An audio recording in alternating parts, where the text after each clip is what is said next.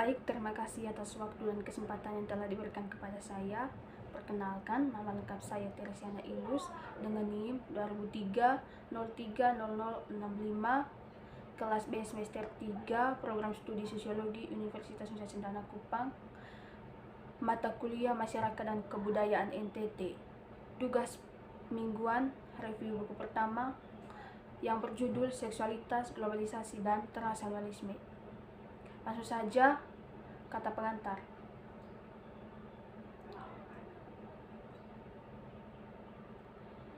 Empiris atau nyatanya dalam upaya untuk mempertahankan tingkat manusia dalam istilah kewarganegaraan dalam wilayah mereka telah lama menggunakan seksualitas sebagai teknik pemerintahan. Seringkali sejalan dengan stereotip rasis atau gender. Dalam konteks globalisasi kontemporer, visibilitas seksualitas sebagai dapat dikaitkan dengan munculnya HIV/AIDS di tahun 1980-an. Krisis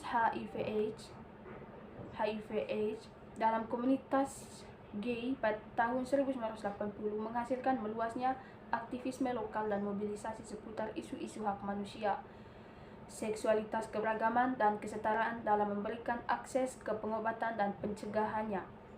Penyebab global HIV pada gilirannya menyebabkan munculnya jaringan queer atau transnasionalisme yang perkembangannya difasilitasi oleh banyaknya bantuan pembangunan internasional untuk HIV/AIDS.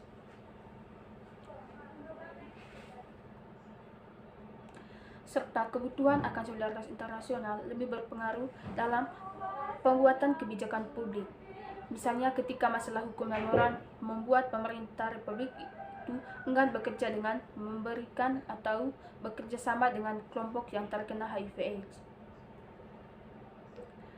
Kapitalisme global dalam berbagai bentuk telah memainkan peran penting namun kontroversial. Peran dalam membentuk budaya, politik, pengalaman, kemungkinan imajinasi seksual di dunia. Produk globalisasi kontemporer mengingatkan kita tentang koneksi kolonial yang susah, terutama dengan antusias mengomentari globalisasi queer dalam edisi Januari 1996. Di sisi lain, sirkuit queering global bukanlah arena permainan yang setara, melainkan ruang yang dibedakan atau bahkan tersegmentasi oleh berbagai bentuk hak istimewa. Menurut Binet pada tahun 2004, dengan tajamnya menunjukkan bahwa tidak semua mampu untuk berpartisipasi dalam ruang cara untuk melambangkan gay global dan kewarganegaraan, juga sebagai kemampuan terkait untuk memajukan hak-hak seksual secara internasional. Dicadangkan untuk yang aktif secara ekonomi dan berkuasa. Dalam stratifikasi ini, konstruksi gay global telah dikaitkan dengan nilai neoliberal yang menjauh fondasi radikal.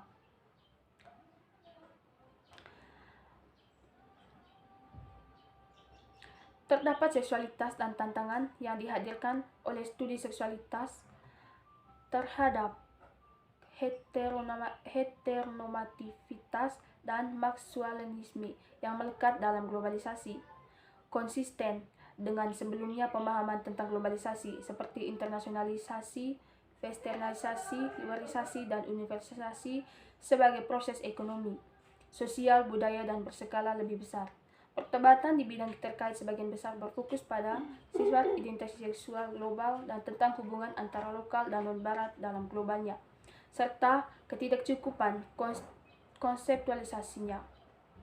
Dengan demikian, beberapa pertanyaan yang muncul adalah, apakah subjektivitas queer global merupakan impor barat?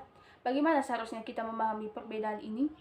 Bagaimana kita dapat mengatasi atau mengacukan posisi superior atau istimewa para sarjana barat ketika mereka tentang seksualitas atau identitas gender di global south? Dan bagaimana kita memperhitungkannya? Keberagaman pengalaman di mana seputar seksualitas dan identitas gender tidak sesuai dengan hegemon global. Masyarakat selama berabad-abad mengambil bentuk lokal seperti bakla di Filipina, Konte di Thailand, hijrah di India dan Pakistan. Sebagai jenis kelamin ketika dapat dijiwai dengan kekuatan khusus dulu, sangat berbeda dengan konsep barat, yaitu identitas dan ini identitas seksual dengan gender lokal pasti mempengaruhi identitas global. Memang penindasan dan pelarangan queer ini budayanya praktik seringkali dihasilkan dari pemaksaan kolonial terhadap konsep barat tentang heteroseksualitas pada abad ke-19.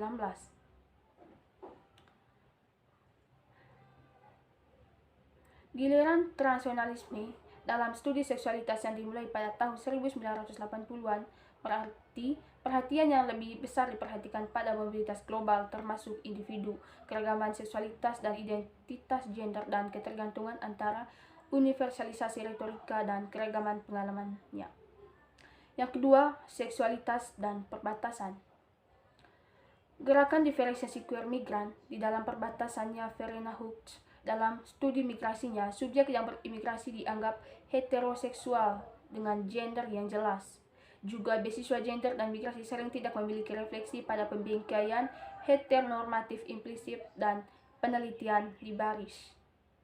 Studi migrasi menyatakan bahwa proses migrasi tidak hanya berdasarkan gender seksualitas, namun juga menyusun setiap aspek pengalaman migrannya.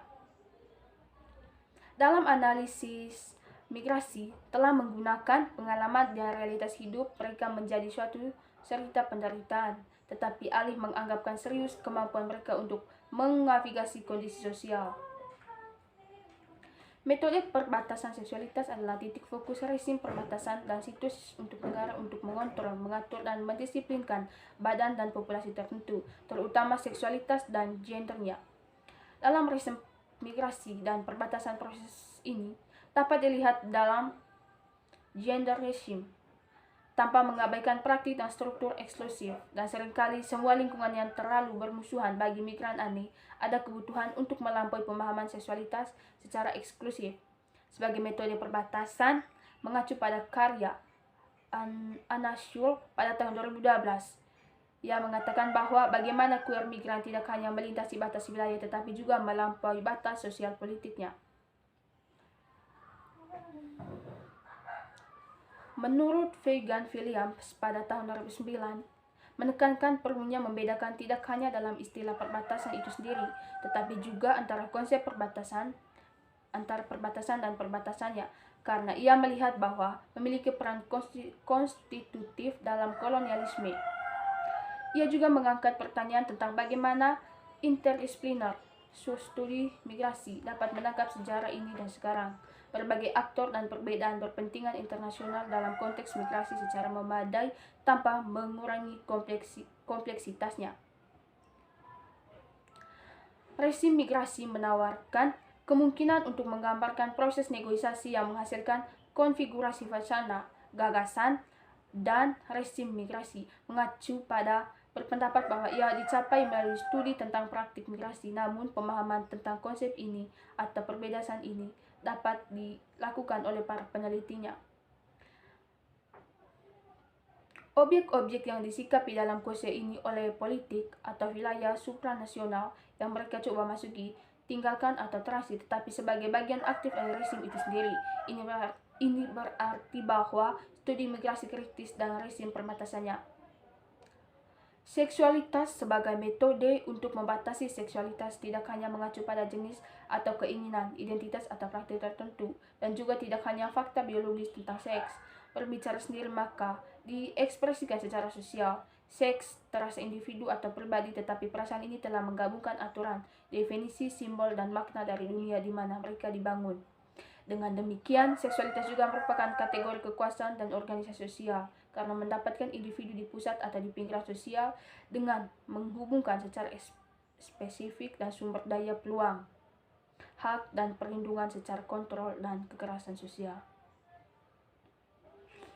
Dalam kasus rezim perbatasannya, ini dapat dilihat dari penolakan terhadap jenis tubuh, seksualitas, dan gender tertentu untuk memasuki wilayah suatu negaranya. Empiris atau nyatanya dalam mempertahankan tingkat kemiskinan istilahnya HIV/AIDS. Dalam antusiasme meminta globalisasi queer dalam edisi Januari 1996, di sisi lain sirkuit queering global bukanlah arena permainan yang setara, melainkan ruang yang dibedakan atau bahkan tersegmentasi oleh berbagai bentuk hak istimewanya. Yang ketiga, seksualitas sebagai metode untuk membatasi. Seksualitas tidak hanya mengacu pada jenis kelamin, keinginan atau praktik tertentu, dan juga fakta biologis tentang harus seks berbicara sendiri, merekam diekspresikan secara sosial, seks terasa individu atau pribadi. Kembali ke masalah seksualitas, menyatakan bahwa regulasi seksual di perbatasan mengartikulasikan regulasi seksual di dalam. Ini menyatakan bahwa seksualitas yang diistimewakan atau ditundukkan dalam kebijakan negara bagian dalam juga diistimewakan atau ditaklukkan di perbatasan. Dalam hubungan perempuan warga negara non-Amerika Serikat dengan perempuan warga negara Amerika Serikat, misalnya, kita dapat melihat bahwa hubungan mereka ditunduki baik di Amerika Serikat maupun di perbatasannya, karena yang pertama tidak dapat menjadi bagian dari negara Amerika itu sendiri.